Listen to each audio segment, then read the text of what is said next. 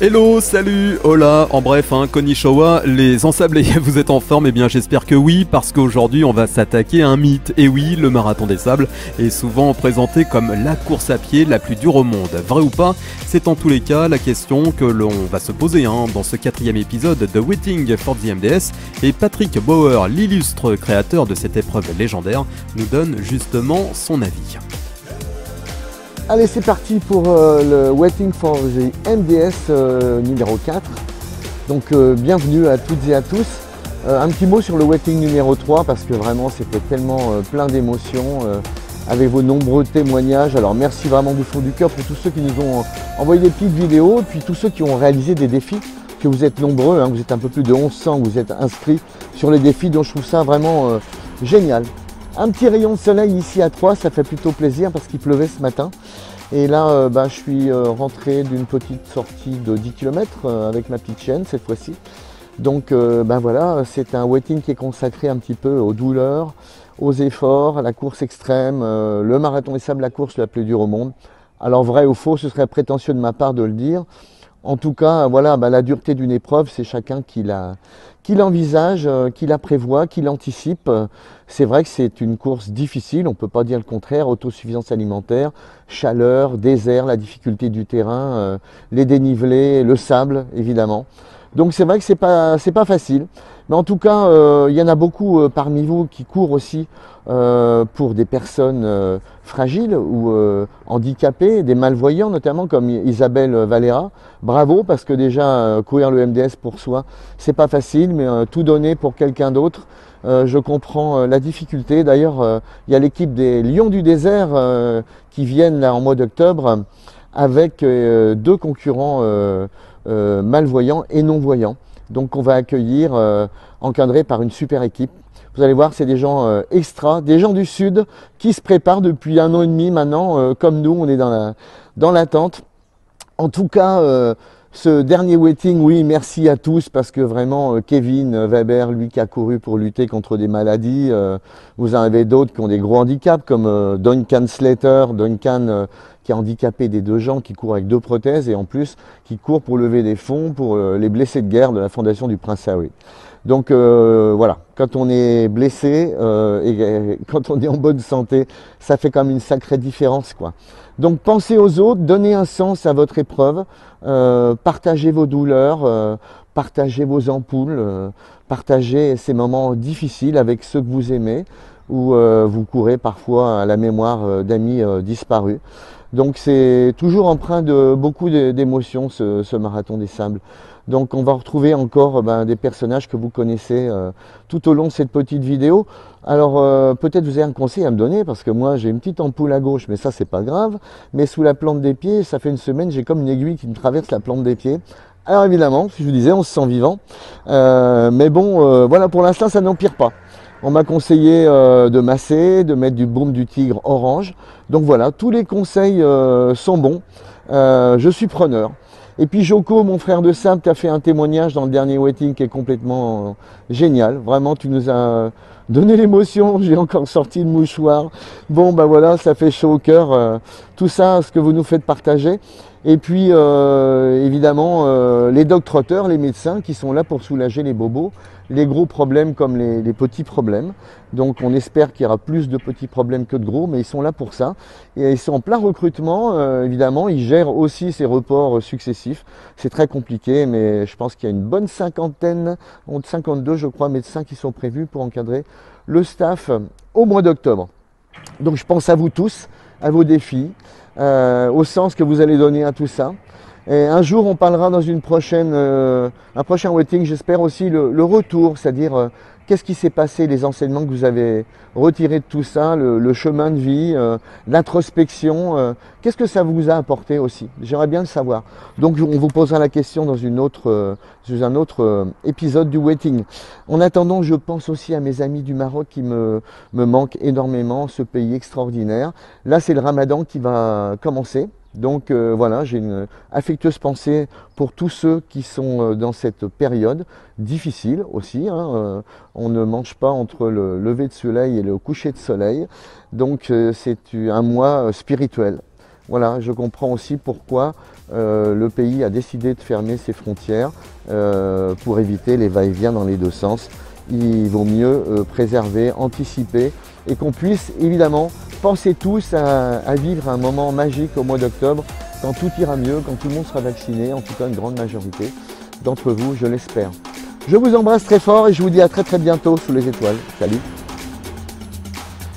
Octobre, c'est dans moins de 6 mois et en attendant de se retrouver tous ensemble dans le désert, chacun court autour de chez soi dans le cadre du défi MDS Atome. Allez, on partage tout ça en musique.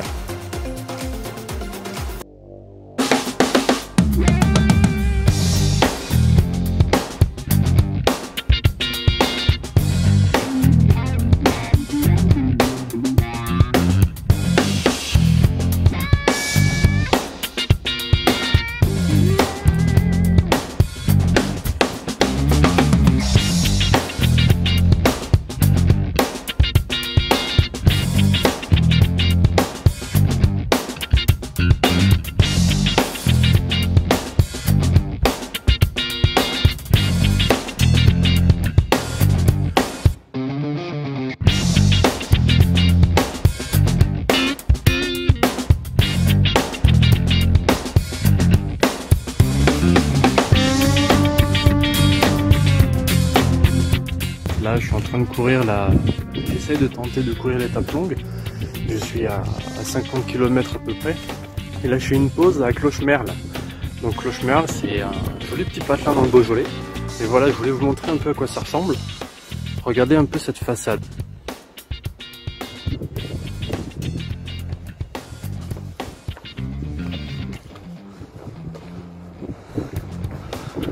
Oh, ça met bien dans l'ambiance du Beaujolais, hein.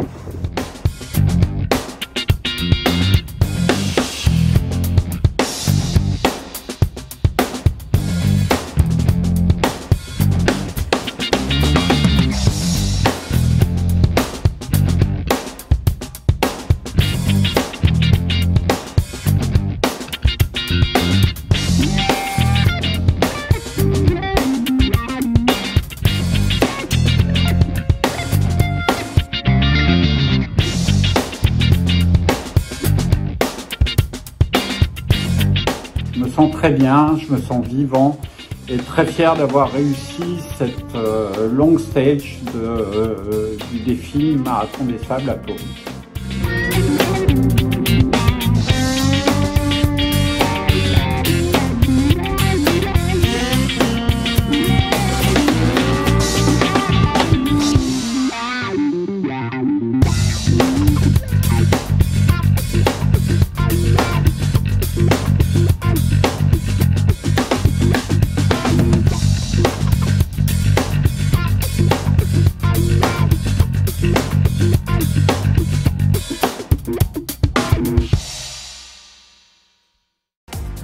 Retournons dès à présent vers notre question du jour. Le marathon des sables est-il la course la plus dure au monde? Certes, eh bien, vous avez 250 km à parcourir dans le désert, parfois par plus de 45 degrés sur du sable, des cailloux en traversant des oueds asséchés, des cordons de dunes, en passant au-dessus de Djebel à l'aspect insurmontable, et vous faites tout cela en portant bien sûr un sac à dos qui contient tout ce dont vous aurez besoin pour vivre une semaine. Matériel, nourriture, vous pouvez laisser d'ailleurs le canapé à la maison. Le MDS, c'est à la fois un défi sportif et une sorte de stage de survie. Alors, extrême ou pas, c'est vous qui répondez à cette question. Tout le final, franchement, tu avais l'impression d'avoir tout le temps le vent de face. On a eu le vent de face pendant 40-50 km et tu avais l'impression d'avoir toujours le vent de face et que la course montait tout le temps. Et alors, c'était une impression un peu débile, quoi, mais comme il faisait nuit, tu n'avais pas trop de repères et tout ça, et tu avais le sable qui giclait contre ton visage, le vent dans les oreilles. Puis en même temps, je me disais, oh, c'est ça qu'on est venu chercher, quoi. En même temps, on n'était pas venu pour faire une promenade de santé, et là, c'était dur, mais comme on était ensemble, c'était chouette. Certamente, si può soffrire molto durante la gara. Per esempio, io soffro l'autosufficienza alimentare, ma soprattutto quella idrica. Psicologicamente è la cosa che più di ogni altra rende dura la mia gara, ma si può soffrire anche per problemi fisici, che sono più frequenti quando fa molto caldo. Quelli abituali sono le vesciche ai piedi, che possono portare spesso a delle infezioni, e la disidratazione, che se grave può portare anche al ritiro. Però, anche se complessivamente si soffre molto, vale assolutamente la pena partecipare, perché poche altre gare e poche altre situazioni possono regalare delle emozioni così profonde e delle sensazioni così intime.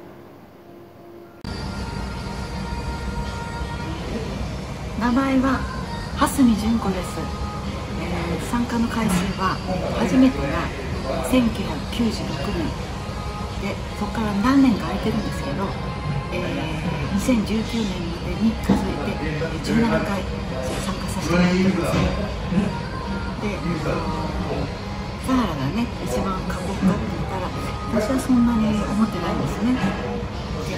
昔初めて出た時は過酷だと思ってたんですけど、今はね、世界中でいっぱい過酷なステージレースがありますので、ジャングルマラソンとかね、あと今までなんかやった寒いところ走るの、あれなんかもすごい超過酷だと思ってますので、サハラはそこまで過酷ではないと思ってます。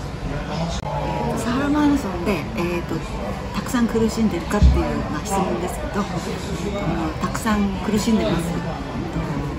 軽い熱中症、脱水、あと豆、皮膚の擦り切れはもうしょっちゅうですね。で、一番苦しんだのは足の爪がこう上がってしまうことが一番毎回それはあって、学習しきれてないかなと思ってます。で、昔は痛み止めの薬も持っていかなかったので、もうその爪が上がってくるのに痛み耐えながらオーバーナイトなんかはずっと行ったっていう記憶があります。いつも痛みはもう日常茶飯事、それはもう切っても切れないことを思ってます。Comme beaucoup, j'ai vu des images à la télé et j'ai été vraiment subjugué par les images. Ça me paraissait fabuleux, voire inaccessible. Et puis quelque temps après, bon, je rêvais d'une trilogie un peu magique entre l'UTMB, la Diagonale des Fous et le Marathon des Sables. Et c'est vraiment qu'après avoir fait les deux premiers que j'ai commencé à me dire que c'était peut-être un rêve possible. Et puis pour faciliter les choses, j'ai échangé avec un ami qui m'a dit partager le même rêve, et du coup ça a un petit peu encouragé aussi à participer tout simplement. Et oui, même une fois rentré chez vous, bien au chaud ou au frais, c'est comme vous voulez, dans votre maison ou au bureau, les souvenirs parlent d'eux-mêmes. Le Marathon des Sables, c'est dur, très dur. Le dépassement de soi, c'est un peu la marque de fabrique du MDS. Et quand vous êtes dans le feu de l'action, sur place, les mots sont encore plus éloquents.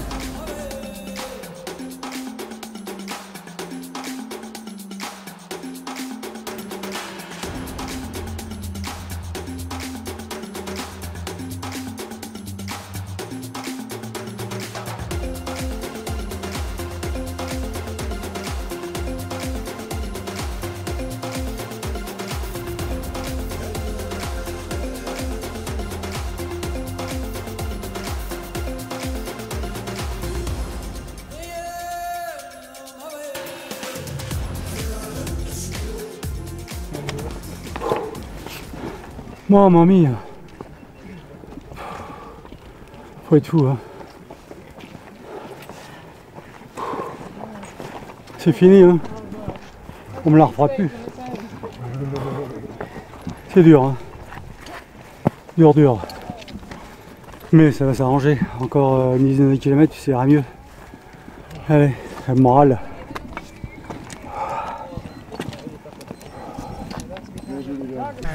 Il faut vider ta tête parce que t'as pas le choix que d'avancer. Hein. L'arrivée est à 25 km, donc t'as plus d'autre choix là.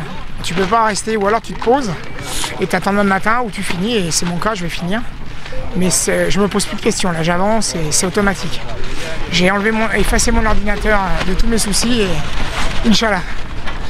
Et tout à coup, au 37e kilomètre, j'ai eu très mal au genou, très mal à la cuisse, et je pensais pas pouvoir finir cette étape. Et puis voilà, les larmes sont venues, et du CP3 au CP4, j'ai dû m'isoler un peu, puis marcher toute seule. Et c'est là où j'ai vraiment, j'ai senti que j'ai rencontré le désert. Et puis je me suis dit, c'est pour ça que je suis venue. Même si ça faisait mal, ça fait du bien quelque part. Ouais, j'ai pas vu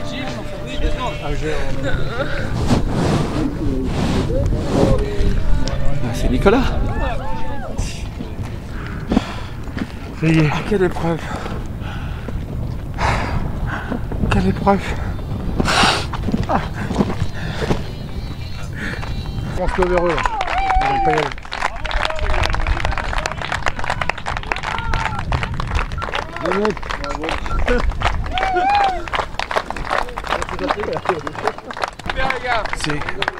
Dis-moi, c'est la fin d'une étape qui a été vachement dure, non? C'est surréaliste. C'est incroyable. C'était énorme. Victor qui a monté la côte tout seul hier et il nous a aidés. D'habitude, c'est nous qui l'aidons et là, sans lui, on pouvait pas faire ce qu'on a fait. On a dû démonter la jouelette. On n'avait jamais fait ça. Et sans lui, on pouvait pas faire ce truc. C'est complètement fou.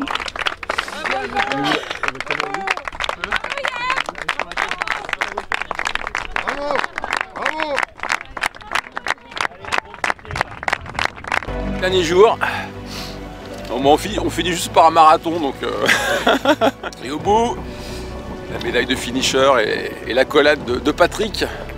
Non, ça va être un grand moment. Je pense que la ligne d'arrivée, ça va être un moment d'émotion. C'est qu'on plaisante, mais c'est quand même des moments où on va puiser profond. Ça fait quand même des mois qu'on prépare ça et passer la ligne d'arrivée, ça va être un moment vraiment intense. Et parfois, que l'on soit parmi les meilleurs ou bien au chaud au cœur du peloton, le corps dit stop, surchauffe, déshydratation, ampoule carrément géante, chute, tendinite, les coups durs peuvent survenir à n'importe quel moment, mais les Dog-Trotters veillent au grain et réagissent au quart de tour à toutes les situations. La sécurité, c'est un point sur lequel l'organisation ne fait pas d'économie. Au Marathon des Sables, tu es certain d'être pris en charge par le staff médical le plus professionnel et le plus investi du désert.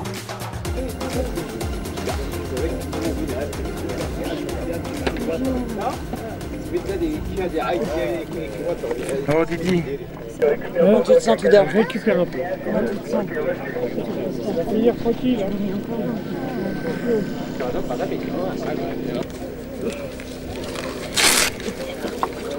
T'as pas de jus ou c'est la douleur qui te limite là? T'as pas de jus? T'as pas d'énergie? Oui. Tu peux juste tendre le bras, s'il te plaît, juste tendre un peu.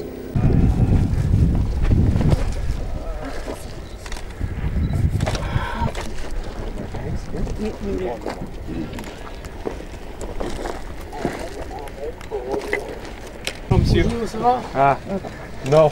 Ça va et toi? Tu veux être allongé ou assis? Oui. Ok, super. Ok. Alors peut-être avec le petit, je serai... Celui-là, fais attention parce que le portable est un peu... juste... Oui. Ok, sorry. Ok, super, merci. Bye. Fred, merci beaucoup. Fred. Donc vous procédez à une évacuation de ce patient? Oui, c'est un coureur qui donc a eu une fracture de fatigue probablement au niveau d'un os de la jambe, qui a une douleur très importante qu'on a immobilisée pour lui éviter des douleurs. Et pour lui éviter le transport par piste sur les 30 premiers kilomètres, on l'amène jusqu'à la route bitumée où une ambulance l'attend pour ensuite qu'il soit rapatrié en France où il vit. Alors le bilan, eh bien c'est sûr que le Marathon des Sables est une épreuve très difficile qui met le corps et l'esprit à rude épreuve, mais en même temps il est accessible à presque tous grâce à un encadrement hors norme, au découpage des 250 km en 6 étapes et une vitesse éliminatoire très basse de 3,3 km/h. Alors, êtes-vous prêts à nous rejoindre? En attendant, gardez la forme et à très vite pour le 5e épisode de Waiting for the MDS.